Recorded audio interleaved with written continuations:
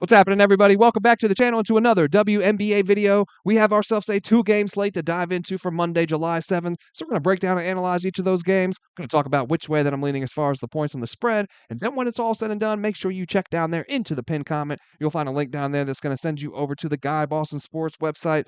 So we're going to find my final plays for these games listed for free. But before we dive into these games, let's go ahead and jump over there to the website, take a look back to Saturday, recap our plays, and see how that ended up going down.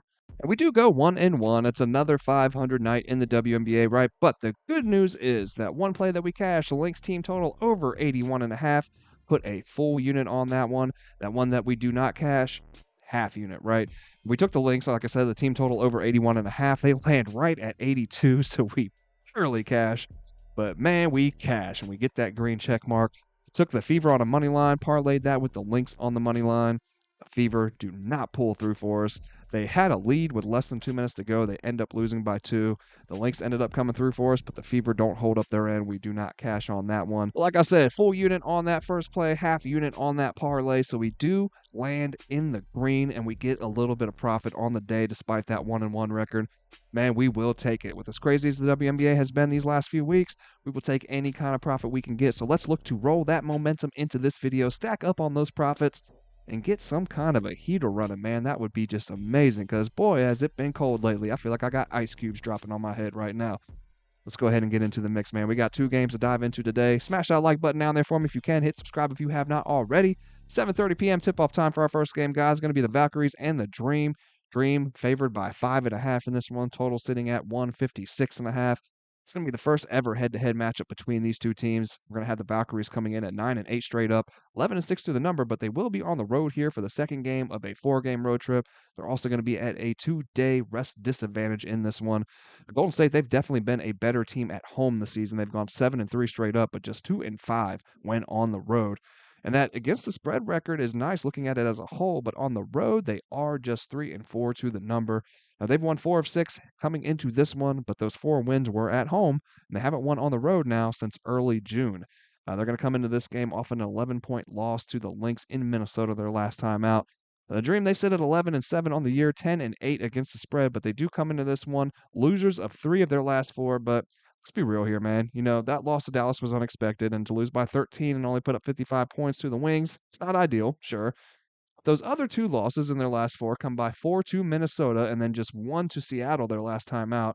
In that game against Seattle, they did not have the services of Ryan Howard. It also saw Alicia Gray go for just 12 points on 3 of 13 shooting. So they still only lost that game by 1 point, man. So definitely a good team over here. And that lone win in their last 4, it was a good win as well. A 9-point victory over the defending champion New York Liberty. Now, I know, man, the Liberty have been up and down this year. We just saw them get smoked earlier today to the Storm, right? But you know, this is a good team still, regardless. You know, they were down Leone Fevich and Jonquel Jones in that game against Atlanta as well. So all of those things have to be considered into this. But we still know the depth that that New York team has, the talent that they have, even without those 2 out there, even with these ups and downs that we've seen them go through this year. I mean, that game against Atlanta was not close at any point. You know what I mean? The Dream jumped out to leads of 10 after 1, 13 at the half, and they just controlled that entire game. Ryan Howard is going to be a game time decision here as well, man. And this is what makes the WNBA so tough to bet on at times. Because where's the info on this injury? You know what I mean? Like, I've looked all over. I'm not finding anything. I'm not, man. You know, all I can see is this. In that win over the Liberty, she got tangled up with Natasha Cloud in the 3rd quarter. She leaves the game. She returns to the bench. She's wearing a sling. She doesn't return to the game. Then she misses their next game against Seattle. Then the Dream released a statement saying, following evaluation, she was diagnosed with an upper body injury. She is day-to-day moving forward, expected to make a full recovery. Man, what do we do with that? You know what I mean? An upper body injury of what degree?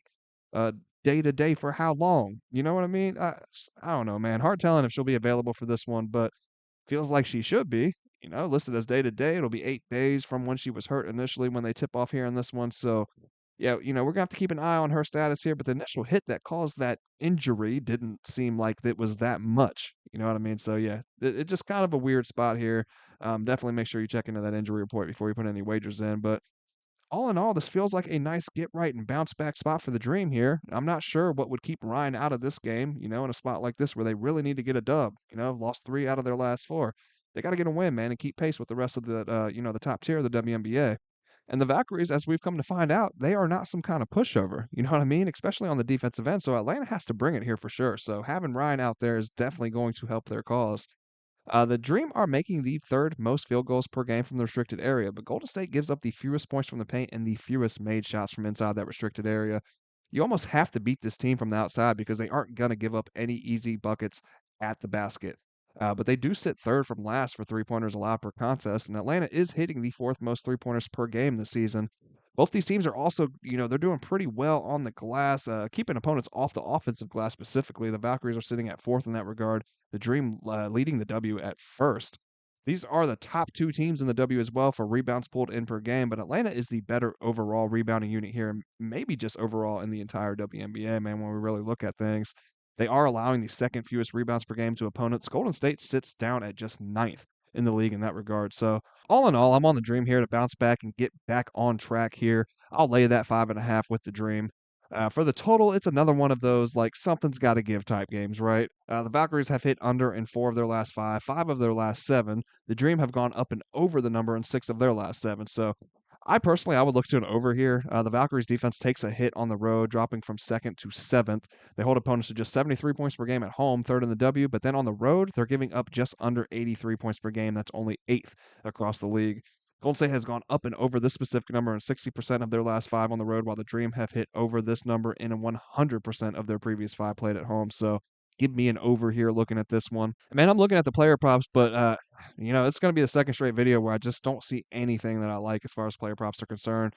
You try to look at those and, base it off of trends and whatnot, statistical data that you have in front of you. Nothing is lining up for me anyways, looking at it, man. It's like, if trend wise they've been doing well for the last few games, well, whatever they're doing well in that category, this team is really good at stopping it. You know what I mean? So it's just like nothing is lining up in any angle.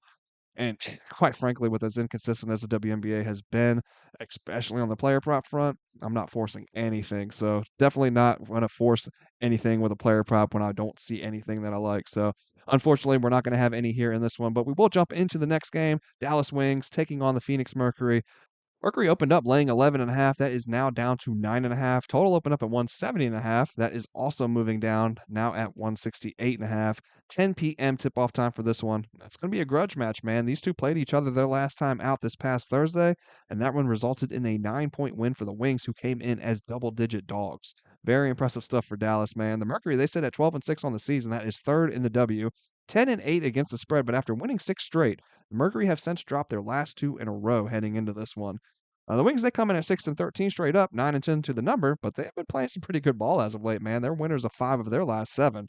The Mercury won the first head-to-head matchup between these two in Phoenix. Now we're going to be back in Phoenix here for this third meeting. It just feels like a Phoenix spot, initially looking at it. You have Dallas beginning a three-game road trip here. They've gone just 2-7 on the road this season, with the Mercury sitting at 7-3 at home. You got the revenge factor in play here for Phoenix, losing a just double-digit favorites to this Dallas team in Dallas their last time out. You got Phoenix coming in off of back-to-back losses for the first time this season. It's a prime bounce-back spot for them against a team that they are more talented to, top to bottom.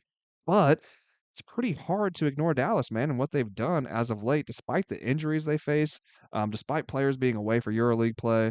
They've just kind of kept trucking through. They've beaten the likes of some impressive teams, man. The Valkyries, a good Dream team, a young upstart Mystics team that have, they've had some pretty impressive wins themselves. And then this recent dub over the Mercury as well, their last time out. So Dallas has played some pretty good ball over the last few weeks. And looking at each team in their last five, it shows that while the Mercury are playing lights out on the offensive end, leading the league in offensive rating over their last five, in that span, they've dropped to just ninth for defensive rating. The Wings, however, in that same span have jumped up to fifth for offensive rating and fourth for defensive rating. They're actually sitting at fifth for net rating in their last five games. The Dallas Wings, yeah. The Wings are hitting the second most shots from the mid-range across the W. Phoenix has allowed the fifth most in their last five and on the season. The Mercury are hitting the most above the break threes, though, and doing so at the highest shooting percentage in their last five games. Dallas has given up the second fewest and at the second lowest shooting percentage over their last five games, though. So, like I said, that defense is ramped up on the Dallas side. The thing is with this one, man, kind of like that Atlanta game with Ryan Howard, and we got to figure out more there. We're gonna have to wait a little closer to tip, I feel, to get a good call on this one as well, because I want to get there with Dallas. I do, but And I'm leaning that way, man, but their injury report is really holding me off. You got Dejanay Carrington with her ribs, Enrique Ngubawale with her thumb, Maddie Seagrass with her knee. All three of them are listed as game time decisions. I don't think that all three of them ends up playing, but who does? You know what I mean? And it's hard to get a read on this and how they're going to match up when you don't know exactly who's going to be in and who's going to be out, man. But as we mentioned earlier, all Dallas has done is weather the storm here lately and find ways to find success despite who is or isn't available. So I don't know. There is the concern as well with this being as much of a letdown spot for Dallas as it could be a bounce back spot for Phoenix. So ultimately, that's what you have to decide with this one. You know what I mean? Are you banking on a letdown for a surging Dallas team and a bounce back for the Mercury? Or do we see the recent trends continuing here? I think the Mercury win this one outright personally, but I'm not sure that I want to lay 9.5, 10.5, wherever this ends up landing, against a Wings team that's playing as well as they have as of late. So as of now, Dallas lean on the side, but like I said, man, I want to know more about what's going on as far as the injury report is concerned before placing any kind of wagers on the side on this one. And as far as the total is concerned, the Mercury had played at the second fastest tempo this season so far, with the Wings coming in at eighth as far as pace is concerned. Dallas has hit to the over, though, in 10 of 19 played, the Mercury in 10 of 18. And both the head to head matches hit over between these two so far this season, as well as their last 6 in a row. Now, they crushed this number in their last meeting, landing at 187. And I think we see some regression as far as that's concerned, right? We see a little bit of better play from both defenses in this one, but I don't think it's enough for me to want to look at it under here. That number is still pretty high, even with it coming down, sitting at 168.5. But, and this probably just stays a lean, but I would definitely be leaning over looking at this one. Like I said, that number's coming down, but I just don't agree with that, man. Not with Phoenix bringing in that number one rated offense over the last 5 games. And like I said, I know Dallas's defense has looked good in their last 5, but so has their offense as well. So definitely think that we see a faster paced game here with a lot of points going back and forth. So that's going to wrap it up, guys. Hope you guys enjoyed the content today. Hope you found it helpful and useful. And if you did, please do not forget to smash that like button down there and hit subscribe if you have not already. That's going to do it, man. Hope you guys all have a great night. Hope you guys make some money, man. Hope you guys are having a little more success in the WNBA so far this season than I have had. And that's going to do it, man. Hope you guys all cash out. Have a great night. And I will see you back tomorrow for the next one.